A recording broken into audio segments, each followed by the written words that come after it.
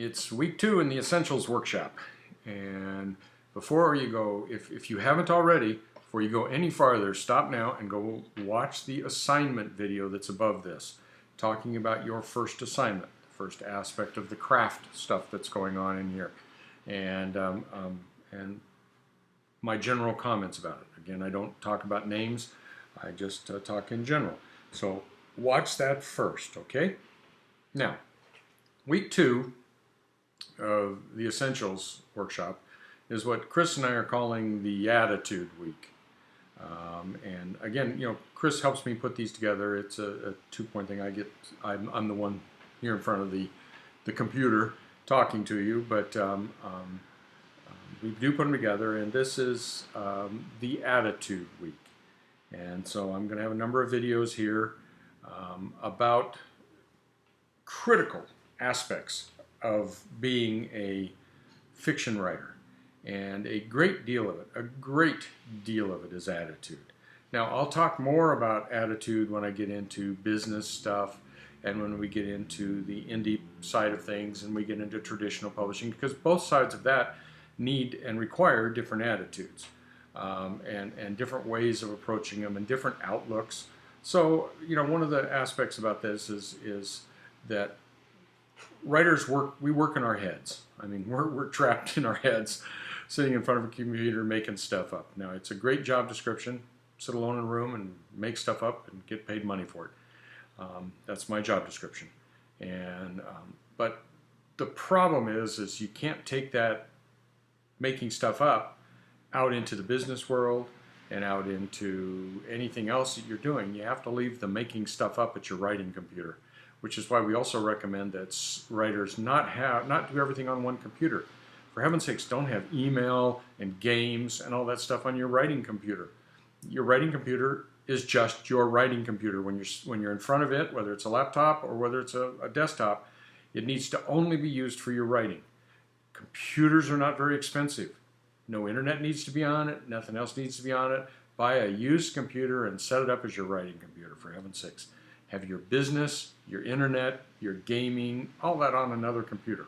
So when you are in front of your computer, you write. Now that's an attitude that is critical. And it's just a simple little thing that'll cost you a couple $100 to get a second computer. And I'll tell you, it will make all the difference in the world to your subconscious. That you know you're writing when your fingers are on the keys of that computer. I do nothing else on my writing computer, nothing. In fact, I have a special chair. I face a special direction in my office. Nothing's close to it. I look up at boards that have only writing stuff on it, not business.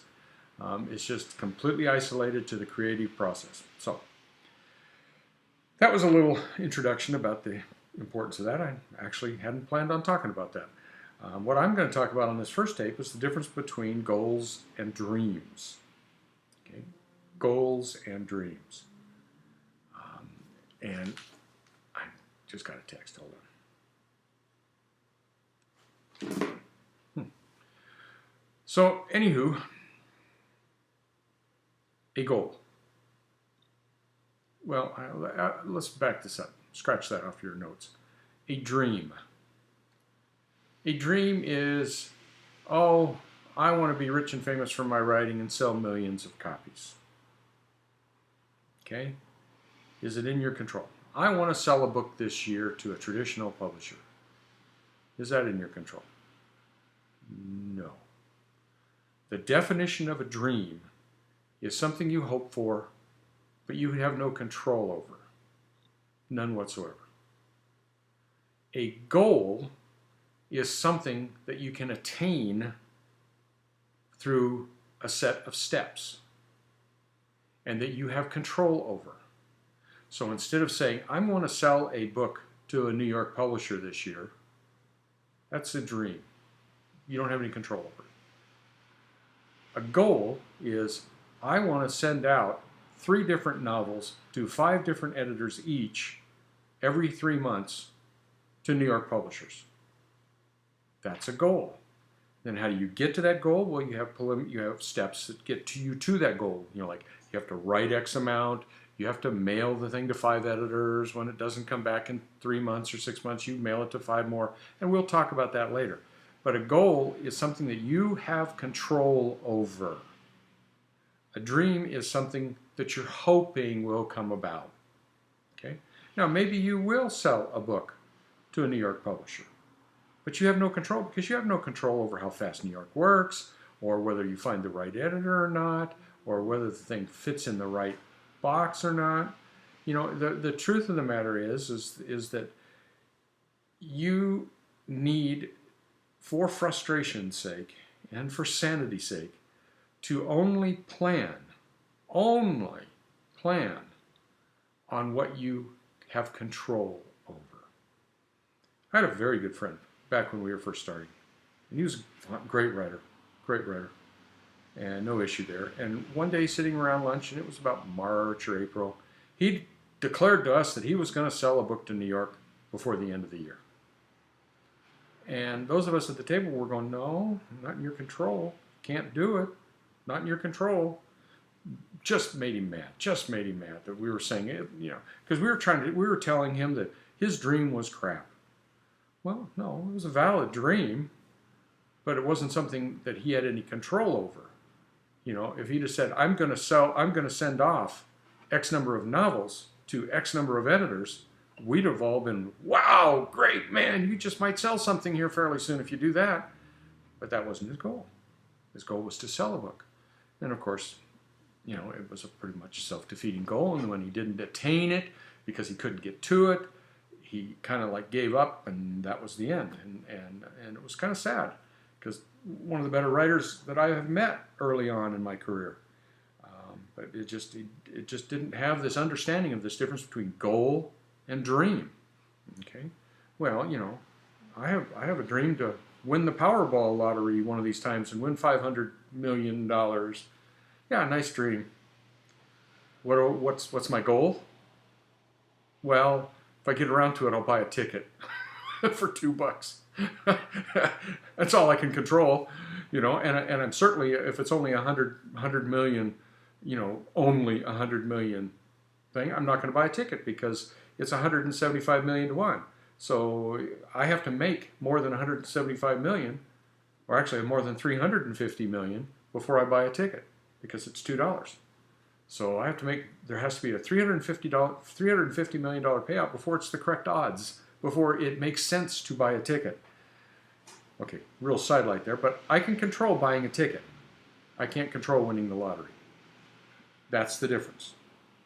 It's exactly the difference. You can control your actions that may put you in a position to attain a dream. But if you think that you're going to attain a dream and put a time limit on it, so you have to back up, and I will talk at some point about a business plan for both indie and traditional publishing. And what that is, basically, when I say a business plan, is outlining goals, attainable goals. I want to write 500 words a day. Okay? That's a goal. That's something that's in your power to attain. You know, and you can work your schedule around and get up early, stay up late, whatever you have to do with your life to write that 500 words. And when you get done, you've attained that goal that day. And then you do it the next day. And then you do it the next day. You're stacking up the successful attainment of goals. It feels really good, actually, when you do that. It feels really good, and it gives you energy, and it's an attitude. So, again, that's a big one. You must keep in mind the difference between a goal and a dream.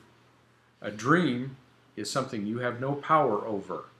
A goal is something that you can attain with certain steps, and you have control of the goal. It may mean you have to work harder than you ever worked in your life, but if you do put work in, then you'll do it. So a goal is submitting to a traditional publisher. A goal is getting a book up indie published. You have control over those two things. You don't have control of whether a New York editor is going to buy your book or not. The goal should be getting it in front of the New York editor so that you have the chance. Just like winning the lottery. You can't win unless you buy a ticket. But sometimes it's not worth buying the ticket. And that's another part of the business plan that we'll deal with.